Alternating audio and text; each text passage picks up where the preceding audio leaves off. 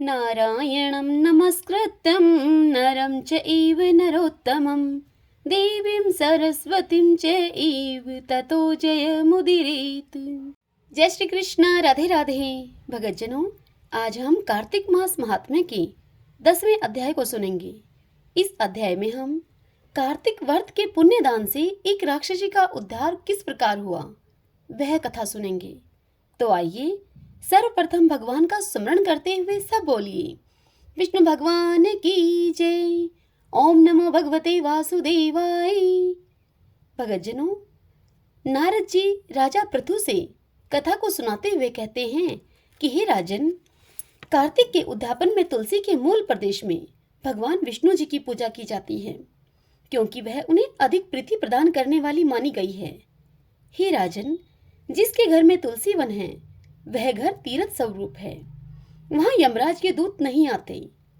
तुलसी का वन सदा सब पापों का नाश करने वाला तथा अभिष्ट कामनाओं को देने वाला है।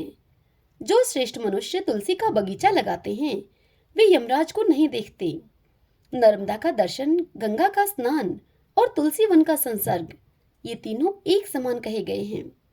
जो तुलसी की मंजरी से संयुक्त होकर प्राण त्याग करता है वह मनुष्य यदि सैकड़ों पापों से युक्त हो तो भी यमराज उसकी ओर नहीं देख सकते। जो मनुष्य आंवले के फलों और तुलसी के पत्तों से मिश्रित जल के द्वारा स्नान करता है उसे गंगा स्नान करने का फल प्राप्त होता है। पूर्व काल की बात है, सहाय पर्वत पर कुरवीरपुर में धर्मदत्त नाम से विख्यात कोई धर्मज्ञ ब्राह्मण थे। एक दिन कार्तिक मास में भगवान विष्णु के समीप जागरण करने के लिए वे भगवान के मंदिर की ओर चले। उस समय एक पहर रात बाकी थी। भगवान के पूजन की सामग्री साथ लिए जाते हुए ब्राह्मण ने मार्ग में देखा एक भयंकर राक्षसी वहां से आ रही है। उसे देखते ही ब्राह्मण भय से थर्रा उठे। उनका सारा शरीर कांपने लगा। उन्होंने साहस करके पूजा की सामग्री तथा जल से ही उस राक्षसी के ऊपर प्रहार किया। उन्होंने हरि नाम का स्मरण करके तुलसी दल मिश्रित जल से उसको मारा था, इसीलिए उसका सारा पातक नष्ट हो गया। अब उसे अपने पूर्व जन्म के कर्मों के परिणाम स्वरूप प्राप्त हुई दुर्दशा का स्मरण हो आया।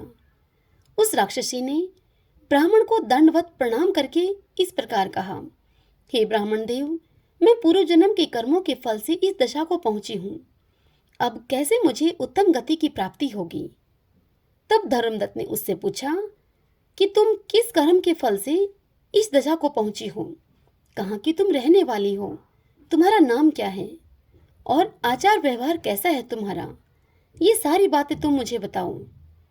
तब वह राक्षसी, जिसका नाम कलहा था, वह कहने लगी, हे ब्राह्मण देव, मेरे पूर्व जन्म की बात है।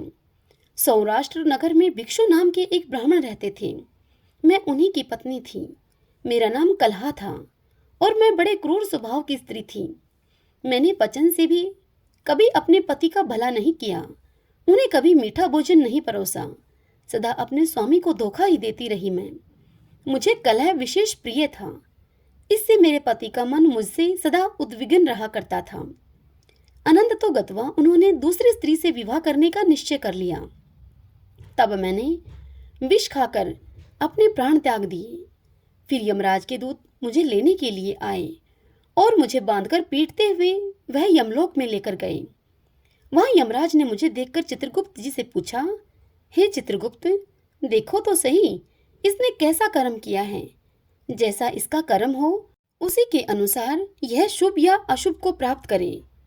तब चित्रगुप्त ने कहा कि इसका किया हुआ कोई भी शुभ कर्म नहीं है। यह स्वयं मिठाइयाँ उड़ाती थी और अपने स्वामी को उसमें से वह कुछ भी नहीं देती थी। इसने सदा अपने स्वामी से द्वेष किया है, इसलिए यह चमगादड़ी होकर रहे। इसकी सदा कलह में ही प्रवृत्ति रही है, इसलिए यह विष्ठाभोजी सुकरी की योनि में रहे। जिस बर्तन में भोजन बनाया जाता है उसी में यह सदा अकेली खाया करती थी। अतः उसके दोष से यह अपनी ही संतान का भक्षण करने वाली बिल्ली बने। इसने अपने पति को निमित्त बनाकर आत्मघात किया है, इसलिए यह अत्यंत निंदनीय स्त्री प्रेत के शरीर में भी कुछ काल तक अकेली ही रहे। इसे यमदूतों के द्वारा निर्जल प्रदेश में भेज देना चाहिए। वहां दीर्घकाल तक यह प्रेत के शरीर में निवास करे। उसके बाद यह पापिनी शेष 3 योनियों का भी उपभोग करेगी। इतनी कथा सुनाकर वह राक्षसी विप्रवर से कहती है, हे विप्रवर, मैं वही पापिनी कलहा हूँ। इस प्रेत शरीर में आए हुए मुझे 500 वर्ष व्यतीत हो चुके हैं। मैं सदा भूख प्यास से पीड़ित रहा करती हूँ। एक बनिए के शरीर में प्रवेश करके मैं इस दक्षिण देश में कृष्णा और वेणी के संगम तक आई हूँ। जो ही संगम तट पर मैं पहुंची, त्यों ही भगवान शिव और विष्णु के पार्षदों ने मुझे बलपूर्वक उसके शरीर से दूर भगा दिया। तब से मैं भूख का कष्ट सहन करती हुई इधर उधर घूम रही हूँ। इतने में ही आपके ऊपर मेरी दृष्टि पड़ी है। आपके हाथ से तुलसी मिश्रित जल का संसर्ग पाकर मेरे सब पाप नष्ट हो गए। हे द्विजश्रेष्ठ, अब आप ही कोई उपाय कीजिए। बताइए कि मैं इस प्रेत शरीर से और भविष्य में होने वाली भयंकर 3 योनियों से किस प्रकार मुक्त होंगी। कलह का यह वचन सुनकर द्विजश्रेष्ठ धर्मदत्त ने बहुत समय तक सोच विचार करने के पश्चात उससे कहा, तीर्थ में दान और व्रत आदि सत्कर्म करने से मनुष्य के समस्त पाप नष्ट हो जाते हैं, परंतु तू तो प्रेत के शरीर में है, अतः उन कर्मों को करने की अधिकारनी भी नहीं है। इसलिए मैंने जन्म से लेकर अब तक जो कार्तिक का व्रत किया है, उसके पुण्य का आधा भाग मैं तुझे देता हूँ, तो उसी से सदगति को प्राप्त हो जा। इस प्रकार कहकर धर्मदत्त ब्राह्मण ने 12 अक्षर मंत्र का श्रवण कराते हुए तुलसी मिश्रित जल से जो ही उसका अभिषेक किया, त्यों ही वह प्रेत योनि से मुक्त होकर प्रज्वलित अग्नि की शिखा के समान तेजस्विनी एवं दिव्य रूप धारिणी देवी हो गई और सौंदर्य में लक्ष्मी जी की समानता करने लगी। तदनंतर उसने भूमि पर दंड की भांति गिरकर ब्राह्मण देवता को प्रणाम किया और हर्षपूर्वक गदगद वाणी में उसने कहा, हे द्विजश्रेष्ठ, आपके प्रसाद से आज मैं इस नरक से छुटकारा पा गई हूँ। मैं पाप के समुद्र में डूब रही थी, आप मेरे लिए नौका के समान हो गए। वह इस प्रकार ब्राह्मण से कह ही रही थी कि आकाश से एक दिव्य विमान वहां पृथ्वी पर उतरता दिखाई दिया। वह अत्यंत प्रकाशमान एवं विष्णु रूपधारी पार्षदों से युक्त था। विमान के द्वार पर खड़े हुए पुण्यशील और सुशील ने उस देवी को उठाकर श्रेष्ठ विमान पर चढ़ा लिया। तब धर्मदत्त ने बड़े विस्मय के साथ उस विमान को देखा और विष्णु रूपधारी पार्षदों को देखकर साष्टांग प्रणाम किया। पुण्यशील और सुशील ने प्रणाम करने वाले ब्राह्मण को उठाया और उसकी सराहना करते हुए उससे कहा, हे द्विजश्रेष्ठ, तुम्हें साधुवाद है, क्योंकि तुम सदा भगवान विष्णु के भजन में तत्पर रहते हो, दीनों पर दया करते हो, सर्वज्ञ हो तथा भगवान विष्णु के व्रत का पालन करते हो। तुमने बचपन से लेकर अब तक जो कार्तिक व्रत का अनुष्ठान किया है, उसके आधे भाग का दान करने से तुम्हें दुगना पुण्य प्राप्त हुआ है और इसके सैकड़ों जन्मों के पाप नष्ट हो गए हैं। अब यह बैकुंठ धाम में ले जाई जा रही हैं। तुम भी इस जन्म के अंत में अपनी दोनों स्त्रियों के साथ भगवान विष्णु के बैकुंठ धाम में जाओगे। हे धर्मदत्त, जिन्होंने तुम्हारे समान भक्ति पूर्वक भगवान विष्णु की आराधना की है, वे धन्य और कृतकृत्य हैं। इस संसार में उन्हीं का जन्म सफल है। भली भांति आराधना करने पर भगवान विष्णु देहधारी प्राणियों को क्या नहीं देते। उन्होंने ही उत्तानपाद के पुत्र को पूर्व काल में ध्रुव पद पर स्थापित किया। उनके नामों का स्मरण करने मात्र से समस्त जीव सदगति को प्राप्त होते हैं। पूर्व काल में ग्रहग्रस्त गजराज उन्हीं के नामों का स्मरण करने से मुक्त हुआ था। तुमने जन्म से ही लेकर जो भगवान विष्णु को संतुष्ट करने वाला व्रत का अनुष्ठान किया है, उससे बढ़कर न यज्ञ है, न दान है और न तीर्थ ही है। हे विप्रवर, तुम धन्य हो, क्योंकि तुमने जगत गुरु भगवान विष्णु को प्रसन्न करने वाला ऐसा व्रत किया है जिसके आधे भाग के फल को पाकर यह स्त्री हमारे साथ भगवान के लोक में जा रही है। हरिओम तत्सत। भगतजनों, अब हम कार्तिक मास में कही और सुनी जाने वाली भगवान कृष्ण और बुढ़िया माई के खिचड़ी के कटोरे की कहानी सुनेंगे। सब बोलिए कार्तिक देव भगवान विष्णु की जय।